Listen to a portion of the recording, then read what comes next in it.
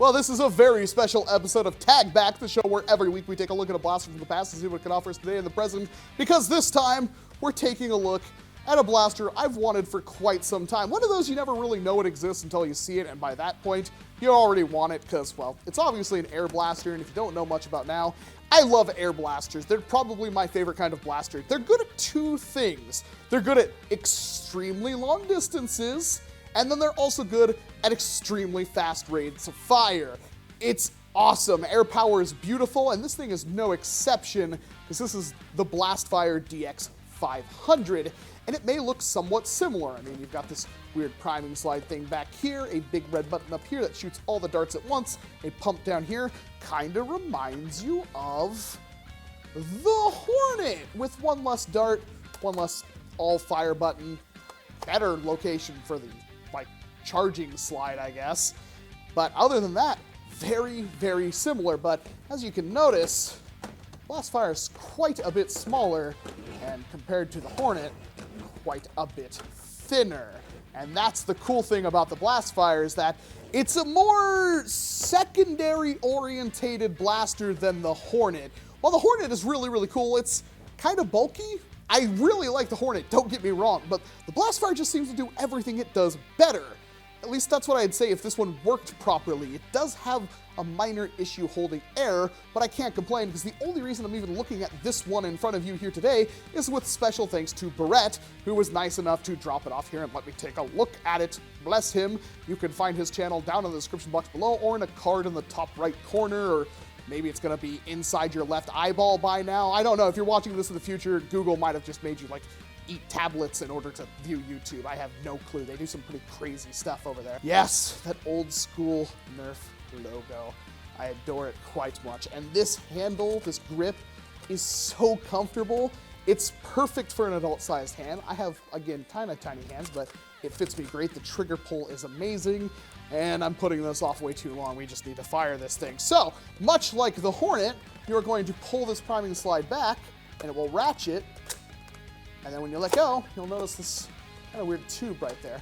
We're going to pump it up. It's not going to fire all that well because there is a leak somewhere. And I believe it starts from the bottom and works its way upwards. Yep. Perfect. Now, velocities and stuff are going to be kind of standard with, the kind of stuff Nerf was doing back in 2001 when this blaster was released. So you can't fault it for that, but it's an air-powered blaster, and it probably has multiple tanks just like the Hornet. I actually don't know. However, we are going to open this one up because I do want to see why this thing isn't firing and if it's easily fixable. I don't know if the Blastfire holds any kind of special worth to anyone. I don't know if it's exceptionally rare or anything like that, but it's exceptionally cool. And if you do find one of these things, if it works at all, even if it doesn't work, I'd still pick it up because it might be fixable. But what I want to do now is show the very, very awesome Blastfire function, which, again, this one leaks air, but you get it. You pump it up, press that button right there, and you can shoot all 5 darts at once, or you can shoot them one at a time, making it a very, very versatile blaster. It's like a shotgun pistol hybrid that you can choose between the two, and that's just incredibly awesome. Kind of reminds me of the Glock from Counter-Strike that you can fire 3 shots at one. But, well, whatever. Let's open this thing up and hopefully not break it and see if it is fixable. That's the most important thing, so I'll be back in just a moment. I'm going to do you a favor and spare you the last 20 minutes. So, the leak was on the reverse side of this, in which I used a paintbrush with soapy water in order to find, and then I sealed it up the best I could with this. Don't pump it up for 24 hours. We can reschedule another appointment if the patient doesn't feel any better after that. But, this plastic doesn't really take goop all that well, so it might not be all, it might all be in vain. But very similar to the Hornet, it's got individual tanks all hooked up to this contraption that looks like Gygus from Earthbound, and then that blast button right there. So basically, when this opens up each time, it creates an air pressure difference. I freaking barely know what I'm talking about. In fact, I probably have no idea what I'm talking about, but regardless, these are the internals of the Blastfire DX. Do you have any questions? Well, too bad, because I don't have any answers. It is a pain in the rear.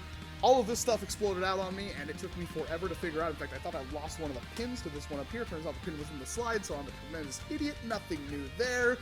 But yeah, it's just like I mean, these aren't really big air tanks, but sometimes smaller air tanks are better because they can handle higher pressures, which is what we need for darts. So I don't quite know. I mean, really the only place it grips the dart at all is at the very end right there.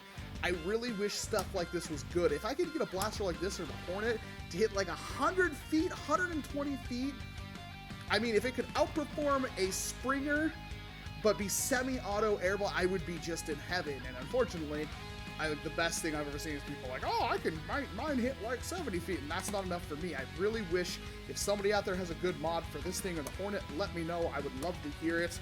Other than that, this has been Walcom S7's Hands. Thank you very much for watching this video. And of course, I hope to see you in an entirely different one, an entirely different episode of Tag Back.